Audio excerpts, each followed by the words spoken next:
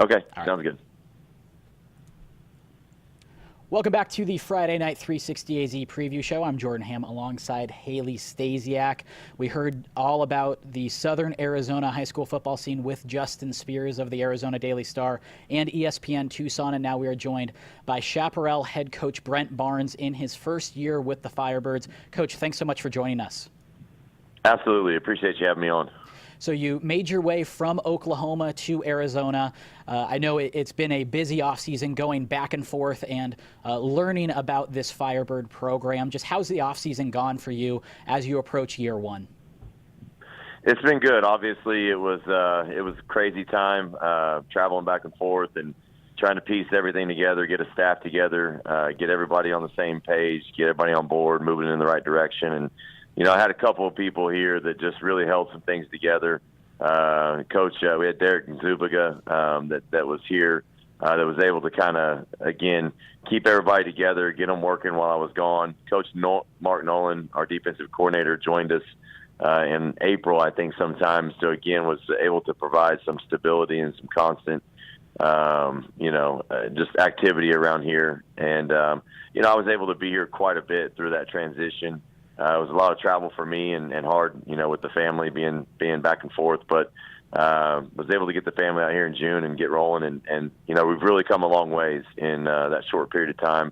Once we were able to be pretty consistent with what we were doing and with our staff being around and just developing our guys. You mentioned those new additions to your staff. What do you expect out of them to lead this program to where you guys want to get come November? Well, again, just trying to do all the things that we can to provide the structure and all the things that are necessary to give these guys a chance to go out and compete and to do their job. And, again, feel very, very blessed and fortunate to have landed a pretty good staff to put together. And so far that's been great. We've all been working together really well. And, everybody's kind of honed in on their particular responsibility and trying to make their group the best on the field, and again, just trying to develop these guys each day.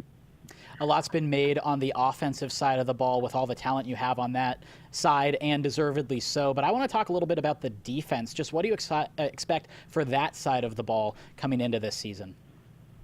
Yeah, obviously they're going to be overshadowed a little bit. That's pretty typical, I would think, in the off season, or the offensive guys generally get talked about, and they're the ones putting up the stats and those types of things. But I think everybody knows the saying of defense wins championships, and so I think ultimately everybody does understand that playing great defense is extremely important to winning. And I'm excited about the guys we have on that side. Excited again, like I said, about the staff that we have put together and what we're doing. But also just the group of guys that are there. And there's some experience on that side as well, maybe not as well known, but a bunch of guys that have played quite a bit and or started. I don't know the exact number of what you'd call returning starters, but the guys that we have out there, I know because I've seen them on film too, that there's quite a few that played varsity football last year. And so that's always important to have. Still a fairly young group. We still have a lot of juniors that are playing on both sides, and even a few sophomores sprinkled in. So still fairly young, but we have some really good senior players as well that are leading the charge on both sides. And there on defense, you have a couple seniors in Zian Tessler and Oliver Karras that are guys again that have played a bunch and. You kind of expect some big things in leading our group. How have you seen quarterback Jack Miller's leadership role evolve over these 7 months that you've been around the program with him? Well, I think that's a good word. It has evolved.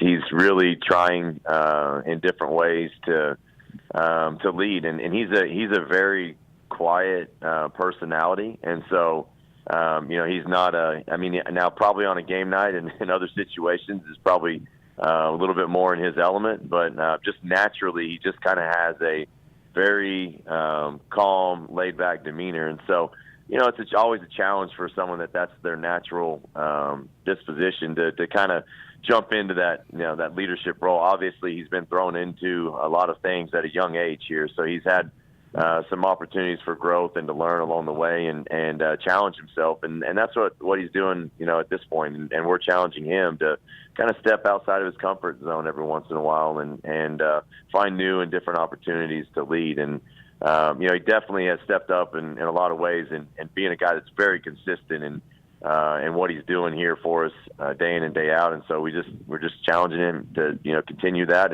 and bring some guys along with him as well. You open the season with Hamilton in a battle of coaches in new programs. Just with Hamilton and the new coach, new system, just how do you prep for a school that's going through so much change while you're still trying to implement new systems within your own program? Yeah, it is. It's different. It's something that's probably unique that both sides have, had a change on staff. And so, you don't necessarily know what you're going to get schematically on either side, with those teams with new systems in place and new coaches. And so, we don't know a whole lot about that. Obviously, I know the history of the Hamilton program and have great respect for what they've done and accomplished and where they're at. And, so we know it'll be a great challenge. And for us moving up into 6A, kind of a great place to start. That's a program that's had a lot of success and has some great talent. And I'm sure, we'd expect nothing less of the same this year going into the season. And, we'll find out a lot more as we move into next week, but also we'll find out a lot more about where we're at as we move along and get out there and lace it up as well. Just over 1 week away from the start of the season, is there anything in particular that you're most excited about with this team?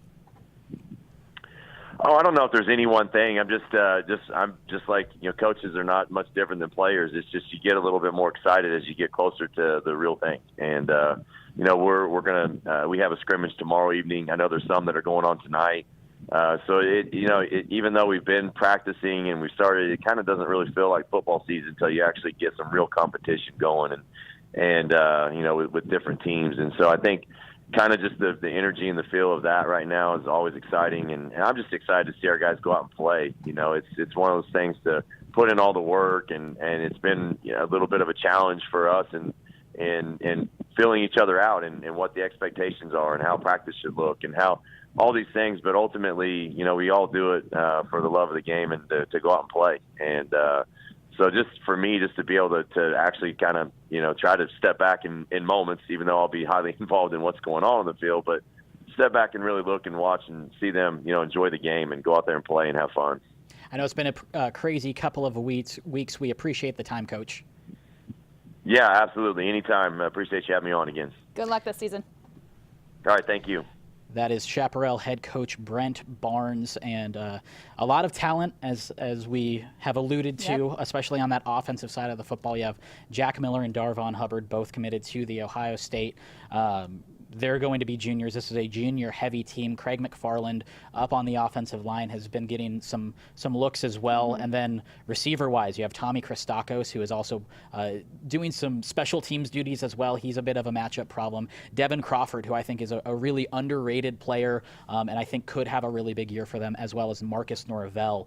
So a lot of talent in the skill positions and the quarterback, obviously, with Jack Miller, one of the top 2020 quarterback in the country. So just what was your big takeaway from what Coach Barnes had I was to say? really liking when he was talking about his staff. You don't really necessarily, you constantly hear coaches thanking their staff, so you wouldn't be able to do it without their staff, but it was really interesting to see how he knows his job, but he's definitely going to be relying on the rest of his staff to help him do his job. And the stuff that he mentioned about the defense, he knows he's got a good offense, but it's the defense that wins the championships, as he said.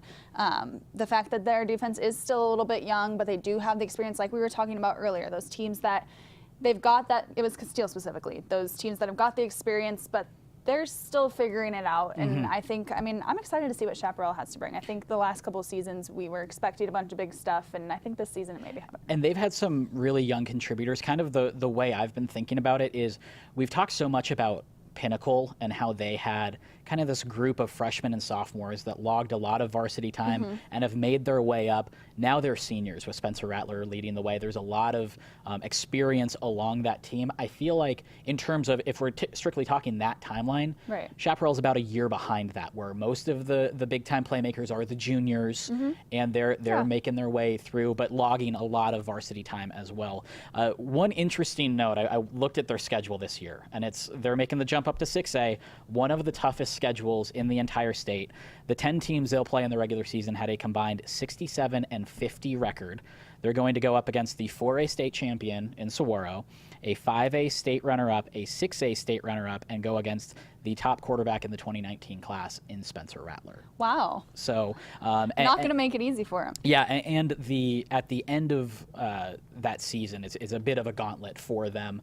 Just some really, really good programs that they're going to be going up against. So you definitely will see what this team can do. They are going to be battle tested, certainly when the playoffs roll around, and kind of see where they're at. I don't think there will be really any surprises for them coming in as they approach playoff football as well. So we're going to go ahead and take a break here. Coming up next, we have Cody Cameron of Arizona Varsity. This guy is so tapped in, as is Ralph Amsden, as is Chili. These guys cover a ton of ground, and I know they have been very busy this offseason trying to see as much high school football as they can. That's coming up on the Friday Night 360 AZ Preview Show.